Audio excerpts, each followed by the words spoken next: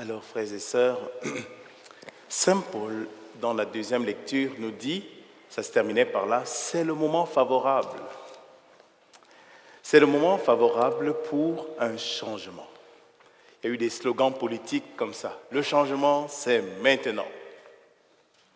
Alors, on devrait peut-être écrire ça, faire un slogan, mais un slogan spirituel. Le changement, c'est maintenant. Il faut que ça change dans ta vie, il faut que ça change dans ma vie. Comme dirait l'autre, c'est le moment de passer, de tourner la page. Voilà. La page ancienne, c'est passé. Maintenant, je rentre dans quelque chose de nouveau. Et ça doit se voir, c'est une action. Ce n'est pas un projet quelconque. Au niveau politique, on nous parle souvent des tas de trucs. Je vais le faire. Non, c'est maintenant.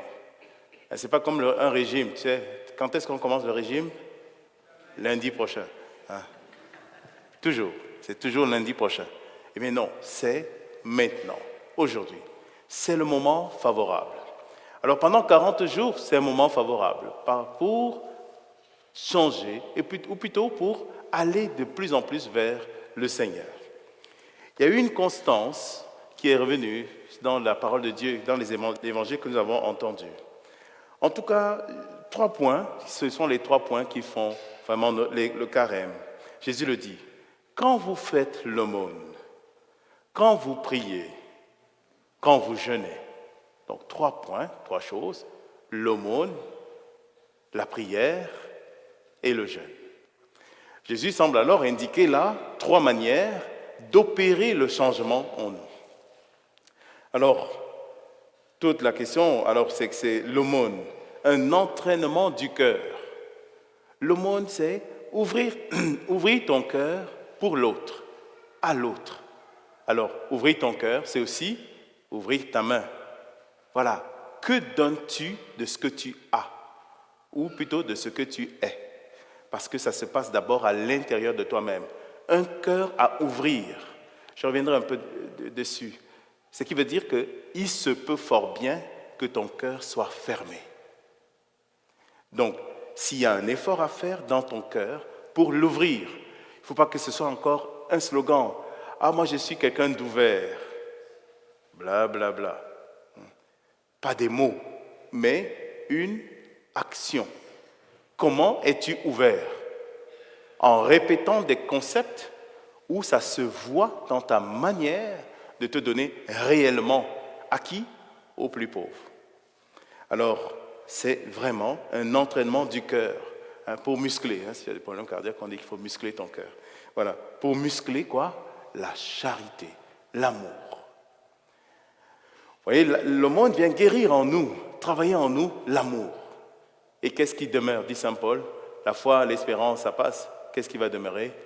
L'amour, la charité. Voilà ce qui va demeurer.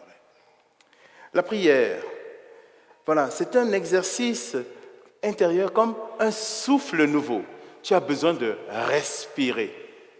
Qu'est-ce qui te fait respirer? Et qui te met en lien direct avec celui qui est la source. Celui qui te fait respirer à plein poumon, c'est Dieu. Voilà. Quelle place donnes-tu à Dieu? Est-ce que Dieu est l'oublié de ta vie? Ou plutôt, c'est le moment favorable pour remettre Dieu à la première place. Par des petites choses toutes simples. Prends le temps dans ta journée, je vais terminer par là en donnant quelques éléments. Prends le temps dans ta journée, je vais le dire tout de suite. Et je te propose par exemple de prendre 5, 6 petits moments dans ta journée. Merci Seigneur, je t'aime bien gros. C'est tout. Ça marche. Tu le fais plusieurs fois, comme ça dans la journée, et Dieu est présent. Alors si tu as plus de temps, donne ton temps à Dieu, consacre ton temps à Dieu. Et puis le jeûne, un véritable régime spirituel. Il faut que ça se voit, que ça a changé. Il faut que ça se voit. Tu sais, le régime que tu fais là, et qu'on ne voit rien pantoute. Donc, un régime pour faire place à l'essentiel. Alors, c'est ça le but du jeûne. Ce n'est pas tant pour se débarrasser de choses, mais c'est pour faire place à l'essentiel. Tu enlèves des choses pour faire place à l'essentiel. Alors par exemple, tu enlèves le téléphone pour faire place à la Bible. Tu enlèves les réseaux sociaux pour un instant pour faire place à la prière. Tu enlèves la TV pour faire place à une lecture spirituelle. Ainsi de suite. Donc, tu te coupes de quelque chose. Si tu laisses du vide, tu vas le remplir très rapidement par une autre affaire qui va te fatiguer. Donc, tu remplaces par quelque chose. Donc, ce jeûne qui fait place à l'essentiel.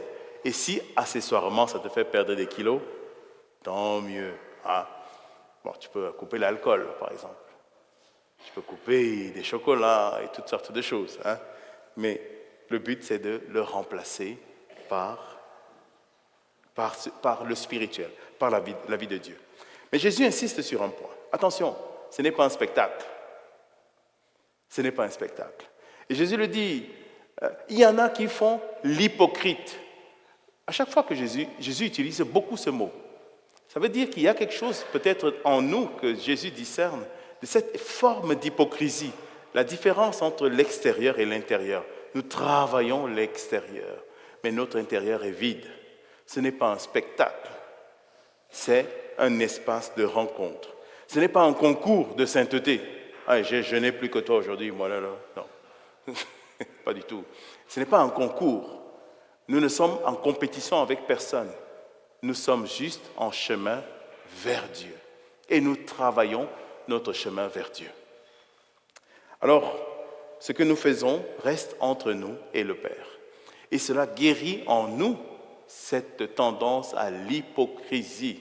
En plus, nous sommes dans un monde qui travaille beaucoup l'extériorité. Hein. Donc, du coup, plus tu es beau, plus c'est mieux. Plus tu es musclé, mieux c'est. Pas du tout. C'est peut-être bien, mais l'essentiel est ailleurs. Alors, sur quoi faire des efforts?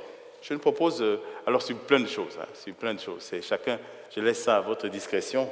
Mais moi, par exemple, j'en discutais avec des confrères. Hein. Qu'est-ce qu'on va faire comme effort? Il faut faire ces 3 efforts que le Seigneur nous donne. Aujourd'hui, par exemple, c'est jour de jeûne. J'espère que vous avez jeûné un peu. Sinon, tous les vendredis de carême, on invite à jeûner. Alors, le jeûne classique, c'est on s'abstient de viande. Mais tu peux t'abstenir d'autres choses. Hein. Tu peux t'abstenir d'autres choses, c'est à toi de discerner. Mais la fin du psaume, en tout cas, nous a attiré notre attention. Seigneur, ouvre mes lèvres. On fait ça le matin lorsqu'on prie les laudes. Seigneur, ouvre mes lèvres et ma bouche publiera ta louange. Un des lieux très fatigants de notre vie, c'est la langue. On est d'accord, hein? C'est très fatigant, ça, la langue. On jase beaucoup, on sacre beaucoup. Ça sort comme ça sort. Hein? Donc, il y a un effort certainement à faire sur la langue. Alors, quand j'étais en vie religieuse, on faisait plus d'efforts de silence. Hein? Ferme-la. Hein? Fais l'effort de silence. Mais non pas pour faire silence, pour que de ta bouche ne sorte que la louange de Dieu. Seigneur, ouvre mes lèvres et ma bouche proclamera ta louange. Que pendant le carême, tu sois quelqu'un qui fait la louange. On dit, mais qu'est-ce qui se passe dans ta vie? C'est carême, mon homme. Hein? Tu es heureux tout le temps. C'est la louange. Et tu bénis les gens. Ceux qui t'amenaient à sacrer, tu les bénis. Ceux qui mettent ta patience à très haut risque, hein, très élevé, tu les bénis. La langue est pour nous un lieu d'effort. Vous vous souvenez de cette histoire, je raconte souvent de Saint Antoine. Saint Antoine, il prêchait sur si ton pied te mène au péché, coupe-le. Si ta main te mène au péché, coupe-la. Si ta langue te mène au péché, coupe-la. Ça s'appelle la radicalité évangélique. Il y a un type qui donnait des coups de pied à sa femme, à sa mère. Et Saint Antoine, le type, il a trouvé la solution. Il a pris une hache, il s'est coupé le pied. Tac! À ne pas reproduire, s'il vous plaît. Et puis Antoine passe par là, il le guérit, parce qu'il a entendu de grands bruits. mais Antoine de lui dire, attention mon fils, ce qu'il y a à couper est bien plus difficile à couper que ton pied. Ce qu'il y a à couper est bien plus difficile à couper que ton pied. Alors je termine par là.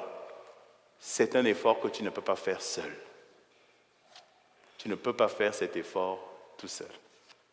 Alors nous demandons l'Esprit Saint, c'est l'Esprit qui met en nous la force.